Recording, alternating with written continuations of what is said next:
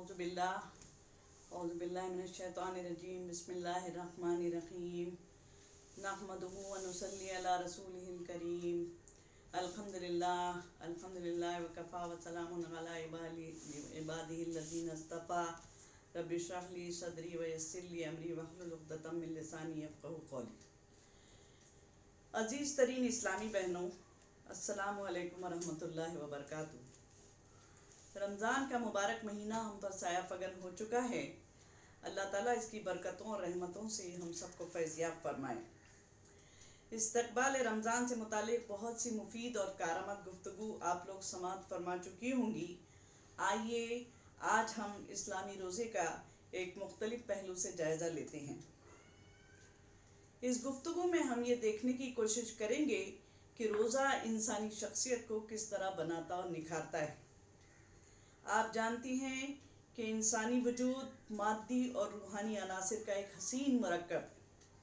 उसके अंदर एक तरफ हैवानी खुसूसियात यानी एनिमल इंस्टिंक्ट पाई जाती हैं, तो दूसरी तरफ मलकुती सिफात यानी स्पिरिचुअल इंस्टिंक्ट्स भी पाई जाती हैं।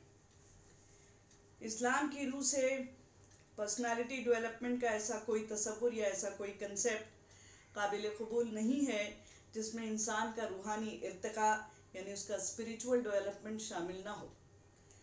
आजकल कुछ माहिरीन नफ्सियात भी इसका एतराफ़ करते नज़र आते हैं, जिनमें से विलियम जेम्स एक है। इंसान की रूह हमेशा बुलंदियों की तरफ सफ़र करना चाहती है। उसका रुख हमेशा ऊंचे आसमानों की तरफ होता है और वह इंसानों में फरिश्तों जैसी सिफात पैदा करने की कोशिश करती है। इसी में सुकून महसूस करती है, मगर मादा परस्ती का गलबा रूह को अपनी कारकर्दगी दिखाने का मौका नहीं देता, तो रूह बीमार हो जाती है और फिर इंसान में हैवानी सिफात गालिब होने लगती हैं और वो जानवरों की तरह हो जाता है। इंसान की इसी हालत पर तबसरा करते हुए कुरान करीम में अल्लाह तबारक व तआला का इरशाद है, वल्लज़ीन कफ़रू यतमत्तऊन व याकुलून कमा ताकुलुल अनआम। मुनकिरीन हक़ तो दुनिया से इस तरह फैज़याब हो रहे हैं और इस तरह खा रहे हैं गोया के मवेशी। सूरह मोहम्मद आयत 12। कुरान में एक और जगह अल्लाह तबारक व तआला इरशाद फरमाते हैं, वलौ शिअना लरफ़अनाहु बिहा वलाकिन्नहु अख़लद इलल अर्दि वत्तबअ हवाहु फमसलहु कमसलिल कल्ब।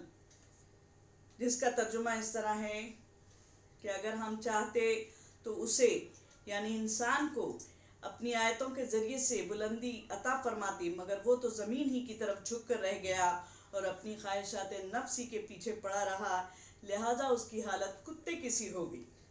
इस तरह इंसान पर हैवानियत गालिब आ जाती है, जिसकी वजह से वो न सिर्फ खुद को अपने मुकाम से गिरा लेता है, बल्कि उसके जैसे लोग मिलकर ही उस वहशियाना तमद्दुन को परवान चढ़ाते हैं जिससे हम फी ज़माना जूझ रहे हैं। लेकिन ऐसा नहीं है कि इंसान को अपने नफ्स अम्मारा यानी बुराइयों पर उकसाने वाले नफ्स की फितना अंगेजियों का अंदाज़ा न हो। दुनिया में ऐसे बहुत से दर्दमंद दिल रखने वाले इंसान मौजूद हैं जो अपनी रूहानियत को बचाने के लिए सरगर्म हैं, मगर जब कभी ये लोग अपने आप को नफ्स अम्मारा के फितनों से बचाने की कोशिश करते हैं तो वह इफ़रात व तफरीत का शिकार हो जाते हैं, एक्सट्रीमिज़म का शिकार हो जाते हैं। यही वो लोग हैं जिन्होंने तारीख़ में रहबानियत इख्तियार की थी और आज भी इस किस्म के लोग दुनिया में पाए जाते हैं। चुनांचे नफसानी ख्वाहिशात पर काबू पाने और रूहानी सुकून हासिल करने के लिए लोग पहाड़ों और गाड़ों में जाकर पनाह गुज़ीन हो जाते हैं, मगर इस तरह वो न सिर्फ अपनी फितरत का गला घोंट देते हैं, बल्कि अल्लाह ने इंसान को ज़मीन में खिलाफत का जो मुकाम अता किया है उससे भी माजूल हो जाते हैं, उससे भी बहुत दूर हो जाते हैं। असल में ज़ब्त नफ्स के मुकाबले में क़त्ल नफ्स एक बहुत आसान काम है। जिस तरह एक सरकश घोड़े को काबू में करके उस पर सवारी करना मुश्किल काम है और उसको कत्ल कर देना आसान काम है, इसी तरह ज़ब्त नफ्स दरअसल एक चैलेंज है और इस चैलेंज को कबूल करना हर किसी के बस का रोग नहीं है।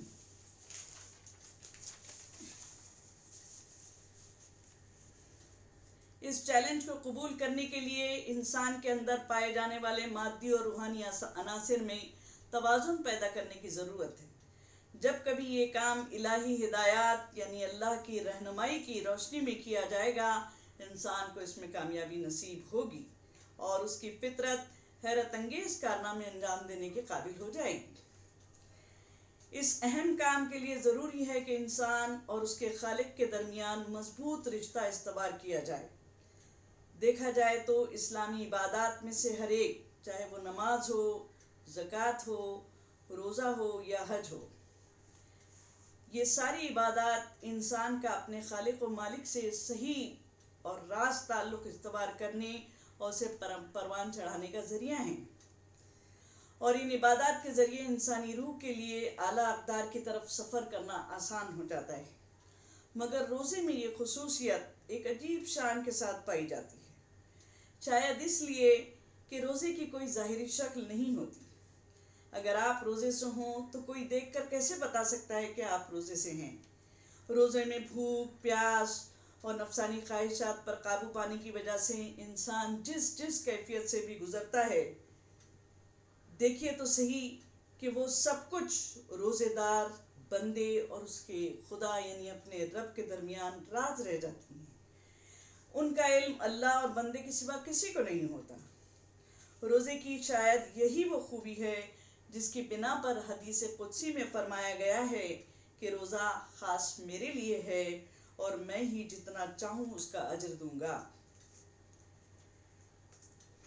پھر اللہ نے مسافروں اور مریضوں کے لیے قضاء روزہ کی گنجائش بھی رکھ دی ہے، کیونکہ وہ اپنے بندوں کو بیجا مشکل میں ڈالنا نہیں چاہتا، وہ ان کے لیے آسانی پیدا کرنا چاہتا ہے، تنگی پیدا کرنا نہیں چاہتا۔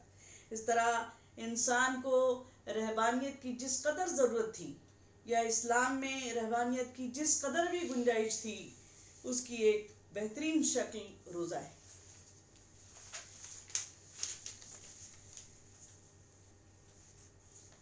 حضرت عیسیٰ علیہ السلام کا مشہور قول ہے کہ انسان صرف روٹی سے نہیں جیتا بلکہ اس کلمے سے جیتا ہے جو اس کے رب کی طرف سے اسے القاء کیا جاتا ہے، یعنی کلمہ ہدایت، جس سے محرومی انسانیت کے لیے موت ہے۔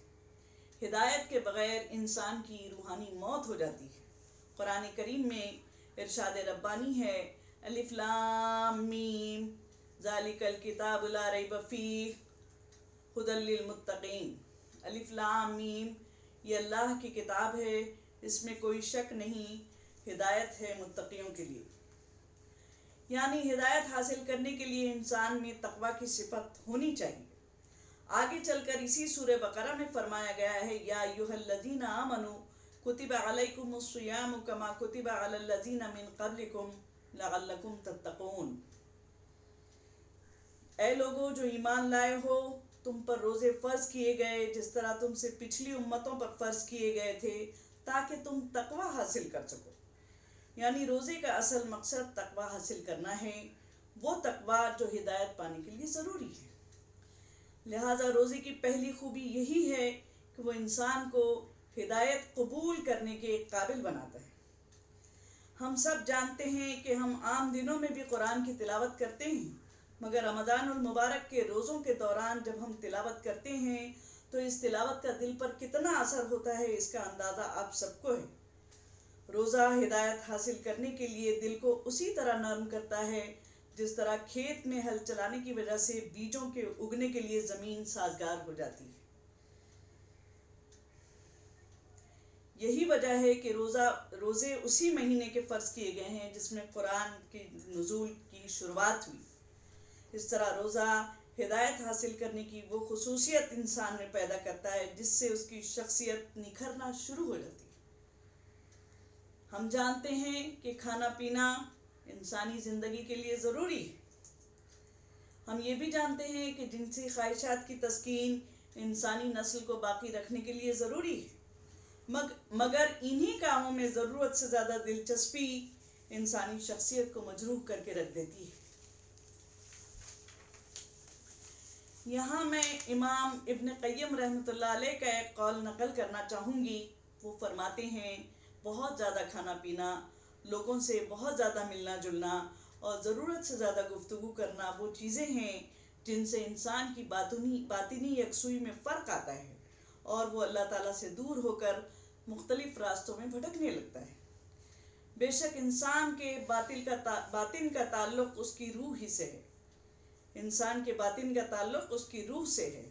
جب انسان بہت زیادہ کھاتا پیتا ہے اور اپنی شہوانی خواہشات کی تسکین کرتا چلا جاتا ہے، نان سٹاپ کرتا چلا جاتا ہے، تو اس کی روح بوجھل ہو جاتی ہے، بیمار ہو جاتی ہے۔ روزہ لگاتار کھانے پینے اور نفسانی خواہشات کے بوجھ تلے دبی ہوئی روح کو آزاد کر دیتا ہے اور ایک طرح کا نشاط اور سرور عطا کرتا ہے۔ امام غزالی رحمۃ اللہ علیہ فرماتے ہیں، روزے کا ایک مقصد یہ بھی ہے کہ آدمی اللہ کی صفات میں سے ایک کا پرتو یعنی عکس ریفلیکشن اپنے اندر پیدا کرے، اور وہ صفت امام غزالی بتاتے ہیں کہ سمدیت کا مطلب ہوتا ہے بے نیازی۔ سمدیت اللہ کی ایک اہم صفت، یوں تو اللہ تعالیٰ کے سارے ہی اسماء حسنہ اس کی صفات کمال کا مظہر ہیں، مگر سمدیت یہ ہے کہ وہ ہر کسی سے بے نیاز، جس کا تذکرہ سورہ اخلاص میں فرمایا گیا ہے۔ قل هو اللہ احد اللہ الصمد لم یلد ولم یولد ولم یکن لہ کفوا احد۔ انسان جب روزے میں کھانے پینے، زبان اور شرمگاہ پر قابو پانے کی کوشش کرتا ہے تو اللہ کی اس صفت کا ایک عکس اپنے اندر پیدا کرنے میں کامیاب ہو جاتا ہے، اور ایسی شخصیت لوگوں کے لیے ناقابل تسخیر، انبیٹیبل اور ناقابل تسخیر ہو جاتی ہے، جو اپنے اندر سمدیت کا عکس پیدا کرنے میں کامیاب ہوتی ہے۔ عزیز بہنوں، آپ یہ بھی جانتی ہیں کہ روزہ صرف کھانے پینے اور نفسانی خواہشات پر قابو پانے کا نام نہیں، بلکہ اس میں زبان کی حفاظت بھی ضروری ہے، زبان پر قابو پانا بھی ضروری ہے۔ حدیث میں یہ بھی تو فرمایا گیا ہے کہ روزہ ڈھال، مگر جھوٹ، غیبت، بد کلامی اور فحش باتوں سے اس میں شگاف پڑ جاتا ہے۔ ظاہر ہے کہ جس روزے میں حلال غذا کھانے پینے یا چکھنے تک کی اجازت نہ ہو، اس میں مردار بھائی کا گوشت کھانا یعنی غیبت کرنا کس طرح جائز ہو سکتا ہے؟ اسی لیے ایک موقع پر نبی اکرم صلی اللہ علیہ وسلم نے غیبت کرنے والے کو روزہ قضا کرنے کا حکم بھی دیا ہے۔ شاید اسی لیے پچھلی امتوں کے روزے میں چپ رہنا بھی شامل ہوا کرتا تھا۔ لیکن اگر روزے کی تمام شرائط کے ساتھ اس کو رکھا جائے، اس کی تمام شرائط کا لحاظ کیا جائے، تو ہمیں زبان کے استعمال میں احتیاط کی عادت ہو سکتی ہے، اور غیر ضروری اور غیر معیاری سب سٹینڈرڈ گفتگو سے ہم بچ سکتے ہیں، پرہیز کر سکتے ہیں۔ جو لوگ اپنے اندر روزے کے ذریعے یہ عادت پیدا کرنے میں کامیاب ہو جاتے ہیں، وہ زبان کے فتنوں سے مامون ہو جاتے ہیں، بچ جاتے ہیں، ان کی شخصیت میں وقار پیدا ہوتا ہے، ان کی گفتگو میں وزن پیدا ہوتا ہے، اور لوگ ان کی باتیں سننا زیادہ پسند کرتے ہیں۔ آئیے اب ہم انسانی موڈ اور یعنی موڈ فلکچویشنز جس کو عام طور پہ کہا جاتا ہے، انسانی موڈ اور جنسی خواہشات کو کنٹرول کرنے والے ہارمونز کا یہاں کچھ تذکرہ کرتے ہیں۔ آپ شاید جانتی ہوں گی کہ ان ہارمونز کی تسکین غذا میں موجود کاربوہائیڈریٹس اور پروٹینز کے ذریعے ہوتی ہے۔ ان کو ذہنی مشغولیت کے ذریعے بھی قابو میں کیا جا سکتا ہے۔ کن کن چیزوں سے یہ قابو میں کیا جا سکتا ہے؟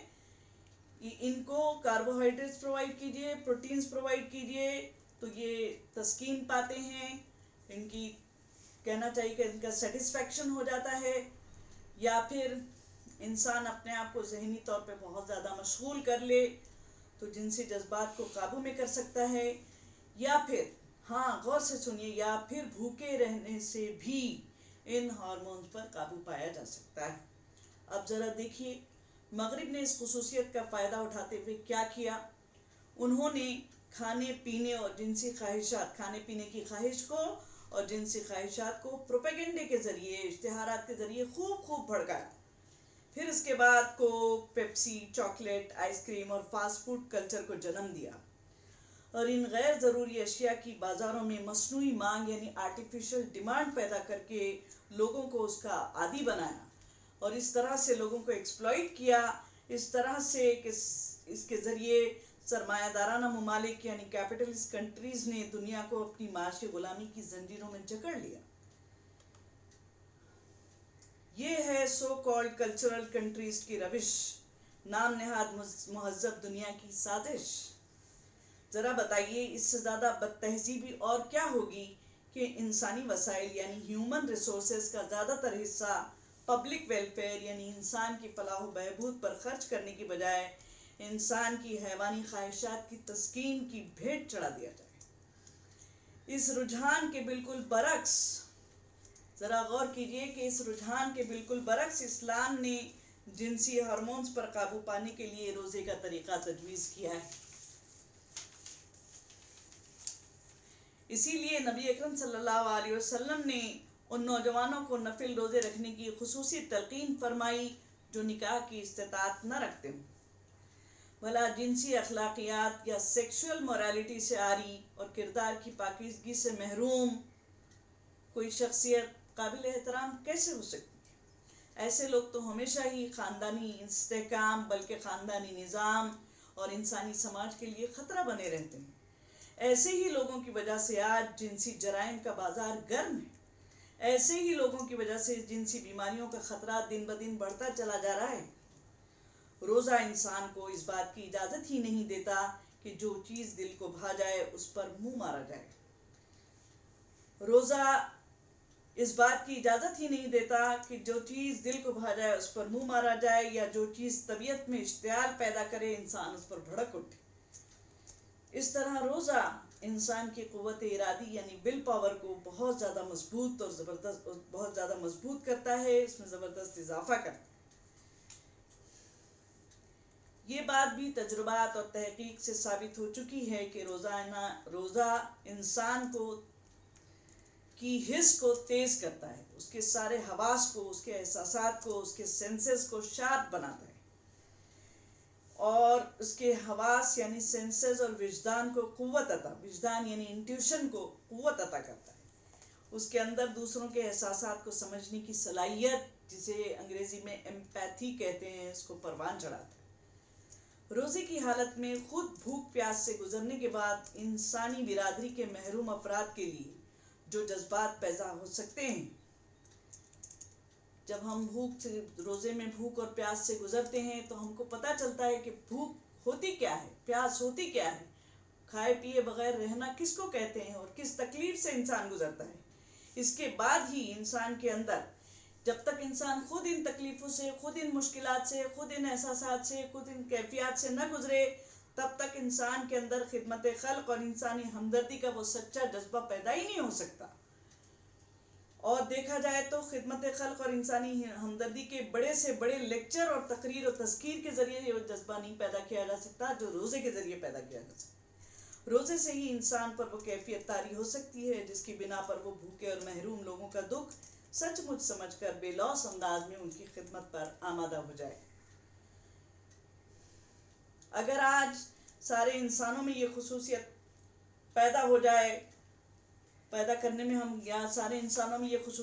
کرنے میں ہم کامیاب ہو جائیں تو دنیا میں کوئی شخص شاید بھوکا نہ رہے۔ آپ جانتی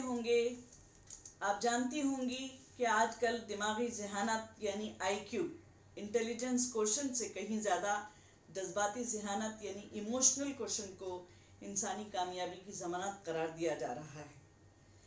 ماہرین نفسیات کا خصوصاً وہ طبقہ اس کا زیادہ قائل ہے جو انسان کو محض چند کیمیائی مرکبات پر مشتمل وجود تسلیم نہیں کرتا، یعنی وہ یہ نہیں سمجھتا کہ انسان محض کچھ کیمیکلز کا مرکب ہے، کیمیکل کمپاؤنڈز کا ایک ملا جلا سٹرکچر ہے، بلکہ وہ اس کو ایک مادی کے ساتھ ساتھ روحانی وجود بھی اس کے لیے تسلیم کرتا ہے۔ ایسے لوگوں کی نظر میں جذباتی ذہانت یا EQ وہ خصوصیت ہے جس کی بنا پر انسان مختلف صورتحال میں بر وقت اور مناسب رد عمل ظاہر کرنے اور صحیح اقدام کرنے کی صلاحیت رکھتا ہے اور معاملات کو بخوبی سمجھ کر انہیں اپنی گرفت میں لینے کا فن جانتا ہے۔ EQ کی مختصر ترین تعبیر یہی ہو سکتی ہے کہ یہ انسان کے فطری میلانات یعنی नेचुरल इंस्टिंक्ट के इंजबात यानी टोटल कंट्रोल का नाम, और रोज़ा अपनी रूहानी कैफियत की वजह से, रूहानी कैफियत की वजह से इस EQ में गैर मामूली इजाफा करता है। अब देखिए, रमज़ानुल मुबारक के रोज़ों को चूंकि पिछले तमाम गुनाहों का कफ़ारा करार दिया गया है, लिहाजा इससे वो लोग भी फ़ायदा उठा सकते हैं जिन्होंने अपनी ज़िंदगी में पहले नेकी न की हो बल्कि गुनाह ही की हो। बल्कि हम देखते हैं कि अहादीस की रूह से हमें मालूम होता है कि बाकायदा तौर से रमज़ान के पहले अशरे को रहमत, दूसरे को मग़फ़िरत और तीसरे को जहन्नम की आग से नजात हासिल करने का मौका बताया गया है। इसकी वजह से यानी रमज़ानुल मुबारक के रोज़ों को चूँकि पिछले तमाम गुनाहों का कफ़ारा करार दिया है, इस वजह से उन मुजरिमों की भी नेकी के मामले में हौसला अफजाई होती है जो अपनी मग़फ़िरत से मायूस होकर गुनाहों की दलदल में धंसते चले जाते हैं। वरना जिसने 99 कत्ल किए हों वो माफ़ी से मायूस होकर 100वां कत्ल भी कर डालता है। मगर रोज़ा मुजरिमों को भी एहसास जुर्म से नजात दिलाकर नए सिरे से साले या नेकी पर मुश्तमिल ज़िंदगी शुरू करने की तरगीब दिलाता है। शाह वलीउल्लाह फरमाते हैं, एक दफ़ा का भूखा रहना चाहे कितनी ही मशक्क़त के साथ क्यों न हो, फ़ायदा नहीं दे सकता। इसीलिए इस्लाम में रोज़े पै दर पै 1 माह तक और इज्तिमाई तौर से फ़र्ज़ किए गए। यानी ऐसा नहीं है कि लोग अलग अलग वक्त पर रोज़े रखें, बल्कि सब लोग एक साथ रोज़े रखें, एक ही माह में रखें और लगातार रखते चले जाएं, ताकि तज़किये नफ्स का काम मुकम्मल भी हो और इज्तिमाई माहौल की बरकत की वजह से गुनहगार लोग भी उससे मुतासिर हुए बगैर न रह सकें।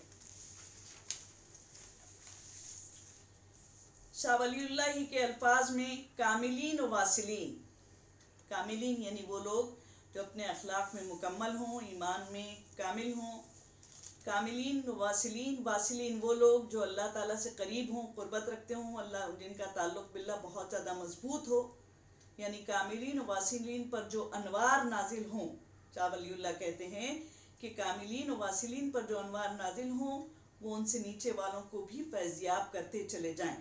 यानी रमज़ानुल मुबारक में अल्लाह तबारक व तआला उन लोगों के ऊपर खुसूसन जो अनवार या नूर या रोशनी की जो बारिश फरमाता है, उसके ज़रिए से बाकी लोग भी फैज़याब होते चले जाते हैं। उन लोगों पर खुसूसन उसका नूर नाजिल होता है जो कामिलीन व वासिलीन हैं, और उनकी दुआएं पीछे वालों तक भी पहुंचती हैं। और इंसान की शख्सियत साजी का काम एक ऐसे माहौल में होता चला जाता है जो नेकियों के लिए साजगार और गुनाहों के लिए हिम्मत कर देने वाली।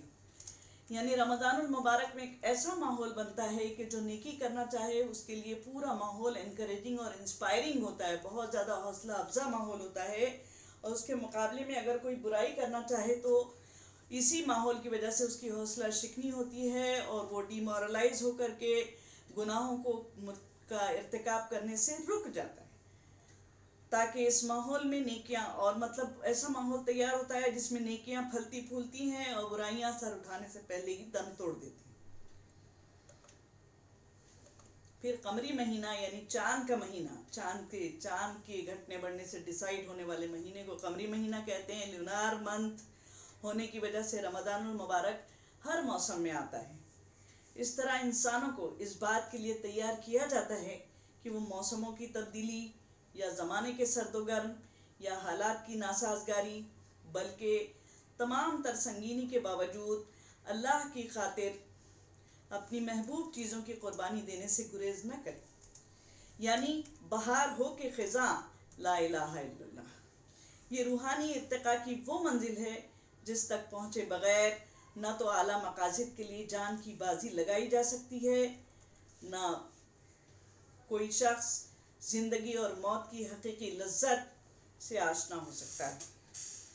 इस तरह रोज़ा इंसान में उलुल अज़्मी की सिफत पैदा करता है और उसे अजीम कारनामे अंजाम देने के लिए तैयार करता है। यही वजह है कि तारीख़ इस्लामी की बड़ी बड़ी जंगें रमज़ानुल मुबारक में हुई हैं। यहाँ इख्तिसार की वजह से और वक्त की तंगी की वजह से इस سب کا تذکرہ کرنا تو مناسب نہیں ہے، نہ اس کا موقع ہے، لیکن میں خصوصاً جنگ بدر اور فتح مکہ کا تذکرہ کروں گی، جو دونوں اہم واقعات ہیں، تاریخ اسلامی کے اہم ترین واقعات ہیں، اور رمضان المبارک ہی میں پیش آئیں۔ اس طرح روزہ انسان میں اولو العزمی کی جو صفت پیدا کرتا ہے، اس کی وجہ سے وہ عظیم کارنامے انجام دینے پر آمادہ ہو جاتا ہے، تیار ہو جاتا ہے، اس کے قابل ہو جاتا ہے۔ اور وہ شخصیت ہی کیا جس کے پاس جینے کے لیے کوئی اعلیٰ مقصد نہ ہو، اور اپنے مقصد کے لیے سب کچھ قربان کر دینے کا جذبہ نہ ہو۔ آخر میں روزے سے متعلق ان کوتاہیوں کا تذکرہ ضروری معلوم ہوتا ہے جن کی بنا پر انسان روزہ رکھنے کے باوجود اس کے فائدوں سے محروم رہ سکتا ہے۔ آئیے دیکھیں کہ وہ کون سی کمیاں یا کوتاہیاں ہیں جن کی بنا پر ہم روزے دار ہونے کے باوجود اس سے پورا فائدہ نہیں اٹھا سکتے۔ روزے کی برکتوں سے وہ لوگ فیض یاب نہیں ہو سکتے جو افطار کو عبادت کی تکمیل، یعنی عبادت کے مکمل ہونے کا وقت سمجھنے کی بجائے لذتوں اور چٹخاروں کی تسکین کا ذریعہ سمجھتے ہیں، جو اپنا زیادہ تر وقت باورچی خانے کی رونق بڑھانے میں اور دسترخوان کے اوپر زیادہ سے زیادہ رزق کو مہیا کرنے میں لگا دیتے ہیں، جنہیں یہ یاد نہیں رہتا کہ اللہ تعالیٰ کو حلق تک بھرے ہوئے پیٹ سے زیادہ اور کوئی چیز ناپسند نہیں، یعنی اللہ تعالیٰ کو حلق تک بھرا ہوا پیٹ بہت زیادہ ناپسند۔ یا جو لوگ روزے کو اللہ کی خاطر نہیں رکھتے، محض اس لیے رکھتے ہیں کہ سماج میں شرمندگی سے بچ جائیں، ایسے لوگ بھی روزے سے فائدہ نہیں اٹھا سکتے۔ یا وہ لوگ جو روزے کو بہلانے کے لیے روزے کے دوران جب مشقت محسوس ہوتی ہے، ان کو بھوک اور پیاس محسوس ہوتی ہے، یا خواہشات نفس کی پر قابو پانا ان کو مشکل محسوس ہوتا ہے، تو ایسے میں وہ ادنا مشغلوں کا سہارا لیتے ہیں، جیسے لوڈو، تاش، شطرنج کی بازیاں، ویڈیو گیمز، کرکٹ، کیرم، ڈرامے اور سیریل وغیرہ کا سہارا لے کر کے وہ روزہ بہلانے کی کوشش کرتے ہیں۔ ایسے لوگ روزے کی برکتوں سے فیضیاب نہیں ہو سکتے۔ یہاں ان لوگوں کا تذکرہ بھی نامناسب نہیں ہوگا جو اپنے غصے اور طبیعت کے اشتعال کا جواز فراہم کرنے کے لیے روزے کو ایک بہانے کے طور پر پیش کرتے ہیں، یعنی جب انہیں غصہ آتا ہے تو وہ کہتے ہیں کہ ایسا ہونا فطری بات ہے، اس لیے کہ ہم روزے سے ہیں، حالانکہ روزہ تو ایسی تمام قوتوں کو کمزور کرتا ہے جن کو شیطان وسیلے کے طور پر استعمال کرتا ہے۔ اور جیسا کہ آپ جانتے ہیں، روزے دار اگر ایمان اور احتساب کی کیفیت سے ہی عاری ہو، جیسا کہ نبی اکرم صلی اللہ علیہ وسلم نے اپنی حدیث میں فرمایا کہ جو ایمان اور احتساب کی کیفیت سے عاری ہو تو اسے ان لوگوں میں شامل ہونے سے کوئی نہیں بچا سکتا جن کو اپنے روزے سے بھوک، پیاس اور اپنی رات کی عبادتوں سے سوائے بے خوابی اور جاگنے کے کچھ بھی حاصل نہیں ہوتا۔ اللہ تعالیٰ ہمیں ایسی بدترین محرومی سے اپنی پناہ میں رکھے۔ میری گفتگو نامکمل رہے گی اگر میں موجودہ حالات کی طرف بالکل بھی اشارہ نہ کروں۔ دراصل ان حالات میں رمضان المبارک کے متعلق اتنی رہنمائی فراہم کی جا چکی ہے کہ اپنی گفتگو کو پوری طرح اس پر مرکوز رکھنا میں نے ضروری نہیں سمجھا۔ تاہم جس بات کی طرف اشارہ کرنا لازم ہے وہ یہ کہ کرونا کی اس وبا کی وجہ سے اجتماعی عبادات کے مواقع کم ہو گئے ہیں، اور ان مواقع کے کم ہو جانے کی وجہ سے اب ہم سب لوگوں کو انفرادی عبادات پر بہت زیادہ توجہ دینی ہے۔ یہ بات فراموش نہیں کی جا سکتی کہ انسان انفرادی طور پر اللہ تعالیٰ کے سامنے جواب دہ ہونے والا ہے، اس لیے جہاں اجتماعی عبادتوں کی اسلام میں اپنی اہمیت ہے، انفرادی عبادات کی بھی بہت زیادہ اہمیت ہے۔ آپ سب جانتے ہیں کہ نبی اکرم صلی اللہ علیہ وسلم نے کچھ دن رمضان کی راتوں میں قیام اللیل اجتماعی طور پر فرمایا اور اس کے بعد انفرادی طور پر بھی فرمایا ہے۔ اس طرح دونوں ہی، یعنی اجتماعی اور انفرادی عبادات دونوں کی اہمیت کا اندازہ ہم لگا سکتے ہیں۔ دوسری بات جس کی طرف میں آپ لوگوں کی توجہ مبذول کرانا چاہوں گی کہ روزے داروں کو افطار کرانے کے اجر سے آپ سب ناواقف نہیں۔ آج ہماری کوشش یہ ہونی چاہیے کہ اس لاک ڈاؤن کے اندر ہمارے آس پاس روزے داروں کو میں سے کوئی ایک بھی ایسا نہ ہو جو افطار کی نعمت سے محروم ہو جائے، محروم رہ جائے۔ چنانچہ ہمیں ان کی خبر گیری کرنی ہے، خاص طور سے اپنے آس پاس پڑوس کے لوگوں کی، کہ ان میں سے جو روزے دار ہیں ان کو ہم ان کے افطار کا ہم بندوبست کریں اگر وہ خدا نہ خواستہ اس سے محروم ہیں تو۔ تیسری اور آخری بات یہ کہ موجودہ کرونا کی وبا خواہ آسمانی عذاب ہو یا مین میڈ ڈیزاسٹر ہو، ہر دو صورت میں یہ اللہ تبارک و تعالیٰ کی گرفت سے باہر نہیں۔ اگر کچھ لوگوں نے اپنے ناپاک مقاصد کے لیے اس کو بایو وارفیئر کے طور پر استعمال کرنے کی کوشش بھی کی ہو تو میں اللہ کی ذات سے یقین ہے کہ اس کے نتائج وہ خود طے نہیں کر سکیں گے، اور ہوگا وہی انشاءاللہ جو اللہ تبارک و تعالیٰ کو منظور ہوگا۔ لہٰذا اللہ تعالیٰ سے قریب ہو کر، بہت ہی زیادہ گڑ گڑا کر اس ماہ مبارک میں ہمیں یہ دعا کرنی ہے کہ وہ اس عذاب کو ہم سے دور فرمائیں اور اس کے ایسے مثبت نتائج پیدا کرے جو باطل کے لیے مایوسی کا سبب ہوں اور حق کی سربلندی کے لیے حالات کو مزید سازگار بنانے کا ذریعہ ہوں۔ آمین۔ ربنا تقبل منا انک انت السمیع العلیم وتب علینا انک انت التواب الرحیم برحمتک یا ارحم الراحمین و یا رب العالمین۔ السلام علیکم ورحمۃ اللہ وبرکاتہ۔ يا هلا ويا هلا ويا هلا يا هلا ويا هلا